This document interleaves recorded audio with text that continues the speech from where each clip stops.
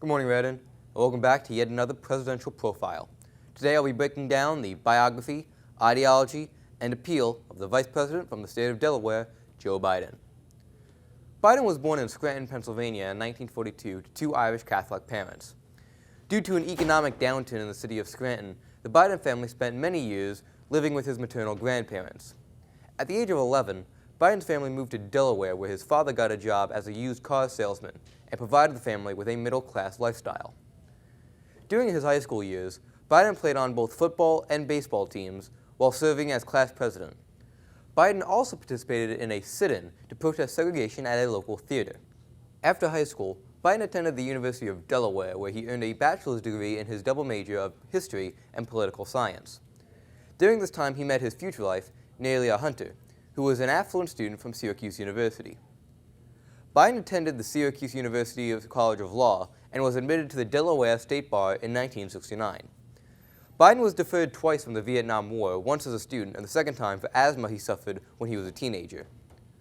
During his early years as a lawyer, Biden saw himself largely as a liberal Republican, however refused to register as one due to his opposition to Richard Nixon. In 1969, Biden began working for a local state Democrat and eventually registered as a Democrat. Biden ran for and won a seat on the Newcastle County Council on a liberal platform. In 1972, Biden mounted a Senate campaign against incumbent and perennial political figure J. Caleb Boggs. Biden was given virtually no chance or support from the National Democratic Party and was forced to perform a grassroots campaign with his own sister as campaign manager. With some help from the AFL-CIO and the fact that his state was quite small in size, he was able to perform an unlikely upset, overcoming a 30-point deficit to win by over 3,100 votes.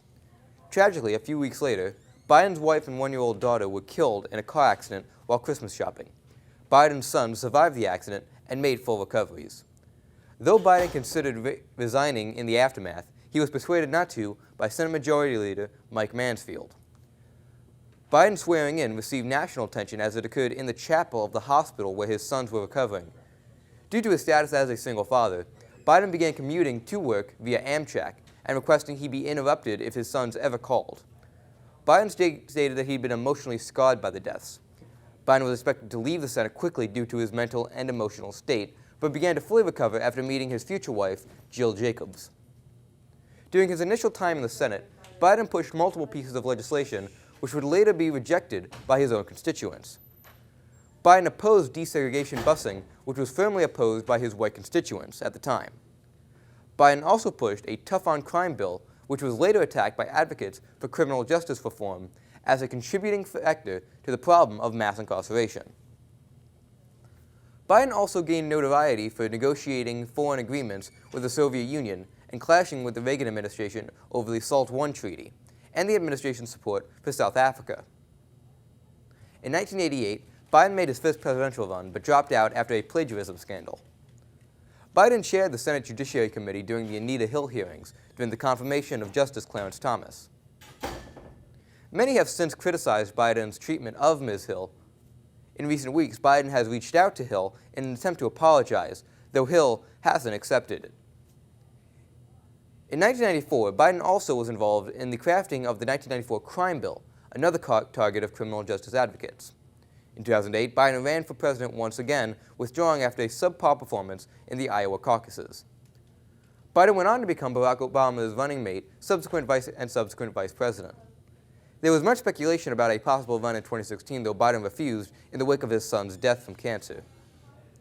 Biden has by far the most name recognition of all the current candidates.